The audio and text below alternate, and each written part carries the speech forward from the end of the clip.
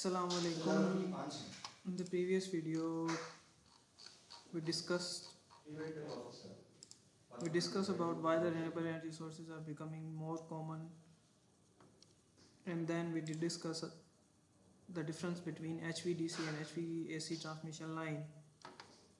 Moving onwards, we discussed that in the previous time two-level converters were used because they were simpler in design.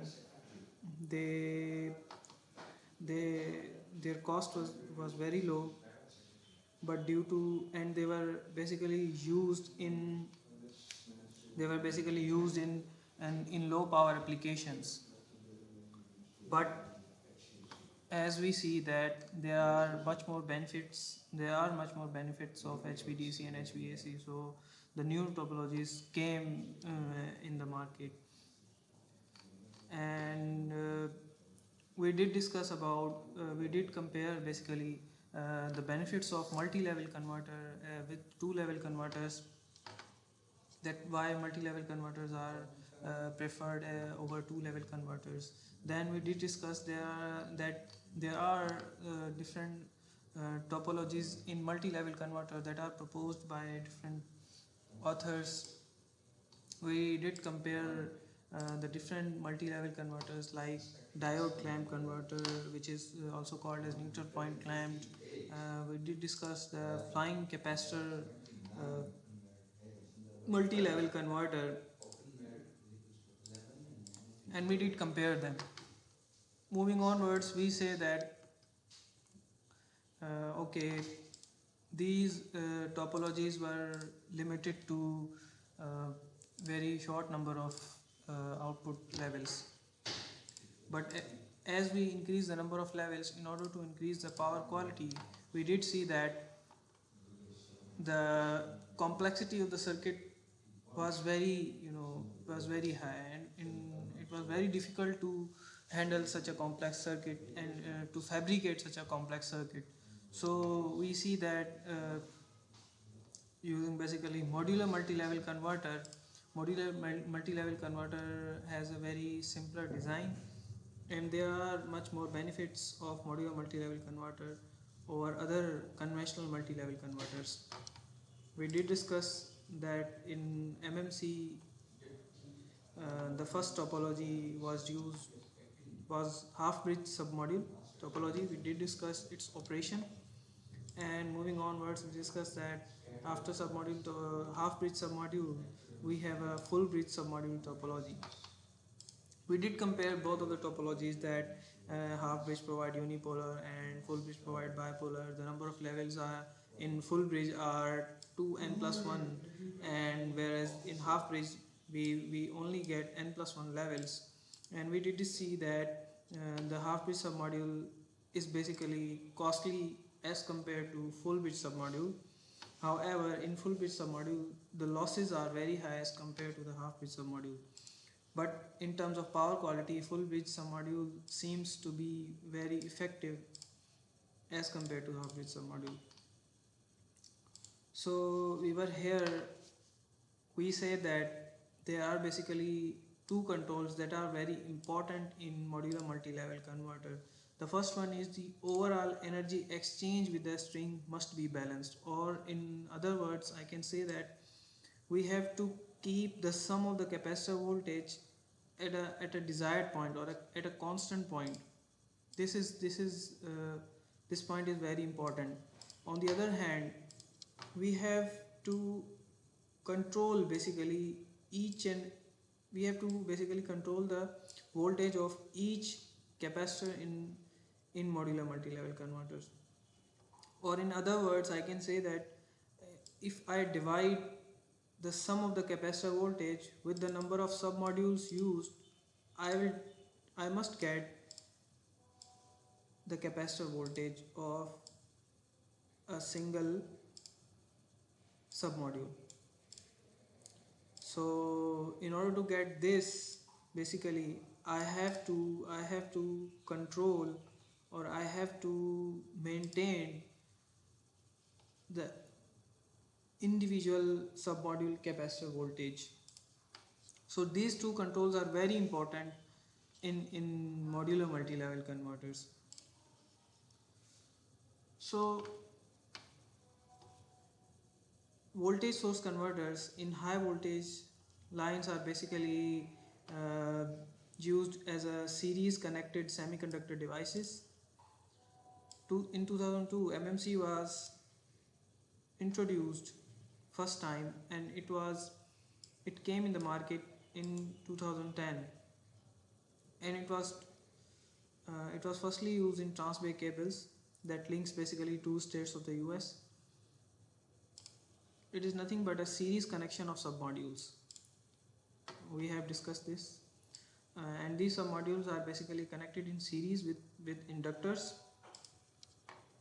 So this is basically a big difference between two level converter. This makes the biggest difference.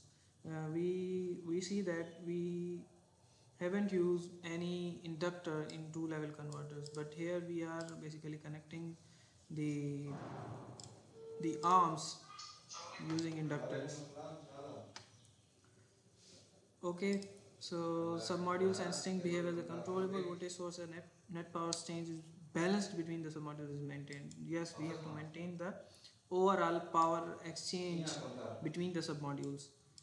Switching of submodules at a time rather than complete pole to pole voltage as in two level converter. Yes, this is also the big advantage of the submodule, that we are not switching the complete DC voltage available at a pole. Rather we are inserting or bypassing a very small level of voltage, and this basically simplifies the design of the converter, and it reduces the requirement of the extra insulation. Yes, in this case, let's say we have a very high voltage we have a very high voltage converter. So if we are using two level converter, in that case we need to make sure the proper insulation. But here in case of MMC, the overall voltage available at one pole is basically divided by the use of number of series connected submodules. So in this way, the requirement of extra insulation is basically avoided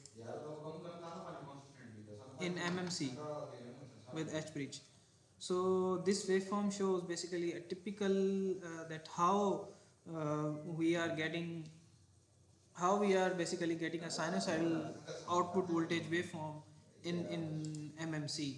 If you see here that all the submodules, or the submodules in the upper arm and the submodules in the lower arm, as compared to the DC pole voltage, if they are equal, we will get the zero potential here. And if we have inserted all the submodules in the lower arm and we have bypassed all the submodules in the upper arm, then we will get a peak of AC, right? You see here all the submodules in the lower arm are inserted, and all the submodules in the upper arm are bypassed.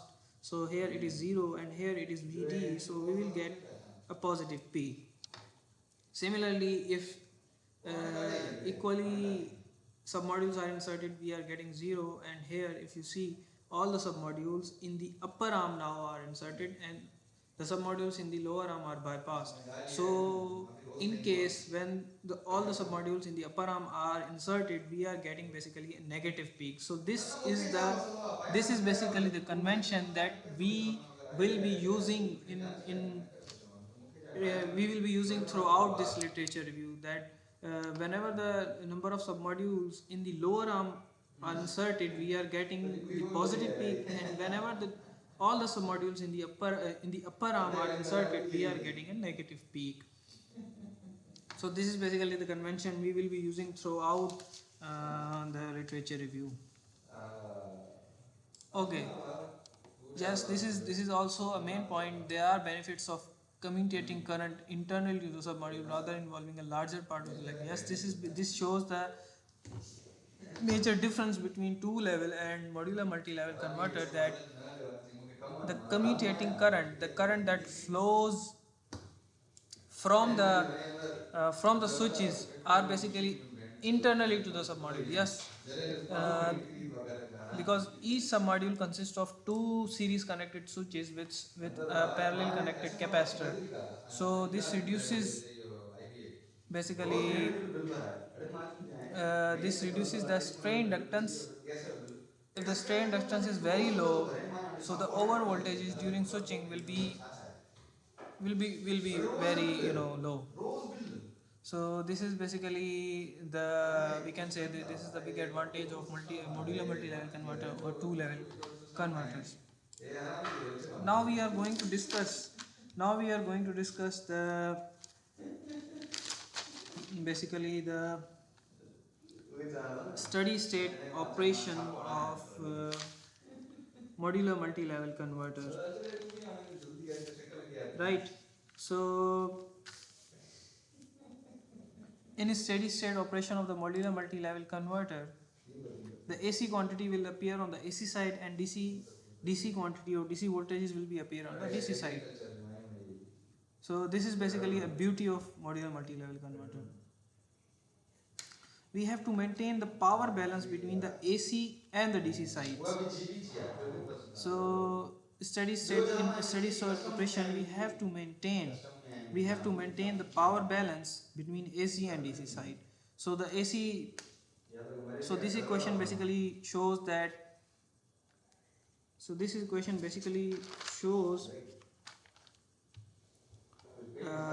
the power balance between the AC and the DC side, where MA is the modulation index and it is related with this formula, where Vs is the instantaneous AC voltage and Vd is the voltage of the DC side. So instantaneous AC side voltage is equal to Vd by 2, where Vd by 2 is the maximum voltage of the DC side. Right. In MMC, one thing we have to note here, that in MMC both the fundamental and the second harmonic power ripple will have to be absorbed by the submodule capacitors, resulting in significant voltage ripple. For this reason, the total energy storage of the capacitors determine the size and cause of the converter. Yes, this is the main point, that in MMC the fundamental and second harmonic power ripple will be present. So and that ripples, that harmonics must be absorbed by the submodule capacitor, and this in this basically results a very high voltage ripple. And in order to compensate this, we have to increase the size of the capacitor. Ultimately it determines the cost of the capacitor, and this must be larger. Yes, the size of the capacitor in this way must be larger.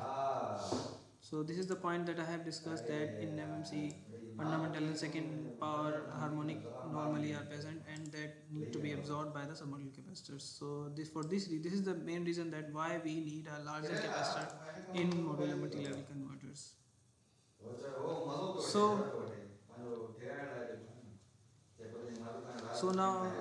So now for understanding, we have considered that the voltage across the capacitors will be constant. Yes, and we should note this point, that in half bridge submodule capacitor, for the modulation index in this limit, the AC peak can never exceed half of the DC pole to pole voltage. An extreme case will occur when the DC side short circuit fault occur, and this is usually caused by lightning or any other external reason. And we will discuss that whenever the fault occur in the DC side, what happens. So this figure shows that, okay, this is the normal operating current. This is the normal operating current versus time, and this is the point when the DC fault occurs. So as the DC fault occurs, you see the AC short circuit transient is very high. Now we have to limit this current, and we don't want this current to flow into the converter and to burn out our switching devices. So there are some limits of operation.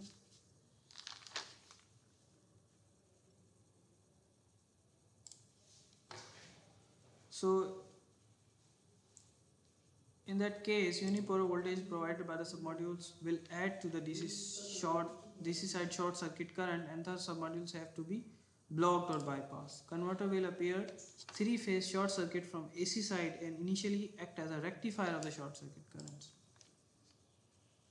And this state will exist until a circuit breaker in AC side operates after a few cycles. This basically happens whenever the DC side fault occur.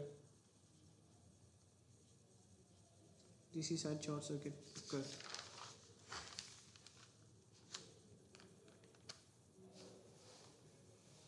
And whenever the DC short circuit occur, usually that is caused by lightning.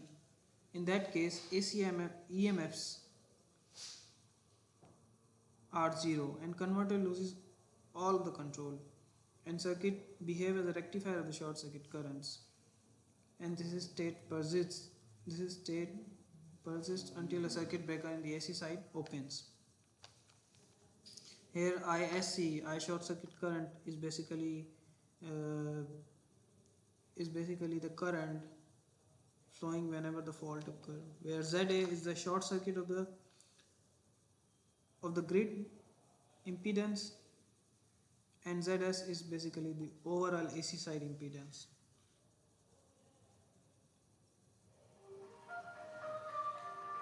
One point we must note one point here, that short circuit current will not be split between upper and lower arm as it does in normal operation. Yes, and the short circuit current are very high and will flow through the diodes and damage them if certain protective measures are not taken.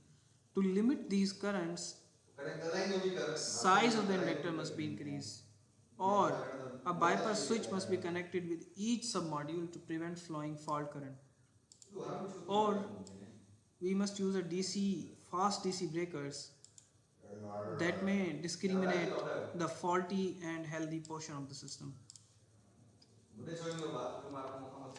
Yes. So this is the point that we have to note. Okay.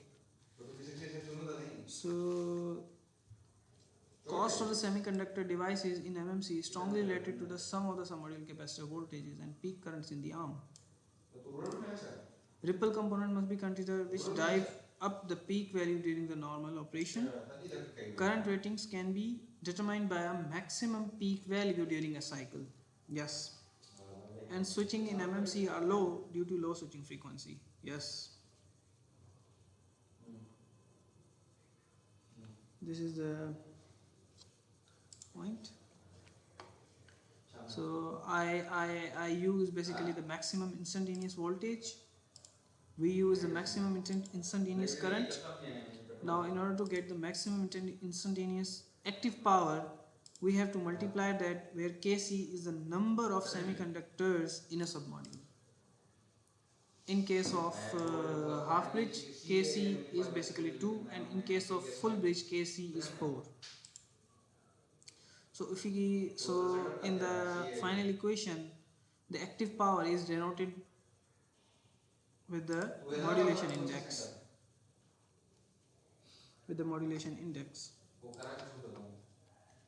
And this diagram shows, as the modulation index increases, the semiconductor power decreases. Right. Now, there are other cascaded topologies that have been introduced by the researchers. And we have to discuss those topologies as well. So first of all, it says that advantages of MMC over 2 level. Yes, we have discussed there are many advantages of MMC over 2 level converters. MMC with, yes. So till now we are very well aware that if we are using MMC with half bridge submodules, in MMC, so the converter loses control of the converter whenever the DC stiff stiff DC fault occurs. Stiff means permanent fault. Here stiff means permanent fault occur at the DC side. So far this is concluded that a converter with with a converter with half bridge submodules loses control whenever the DC stiff fault occurs in the system. Now in the upcoming slides we will see that how basically we are controlling, how we are getting over the control, how we are getting the control over the converter whenever the DC stiff fault occurs in the system. So we will continue in the next video from this point.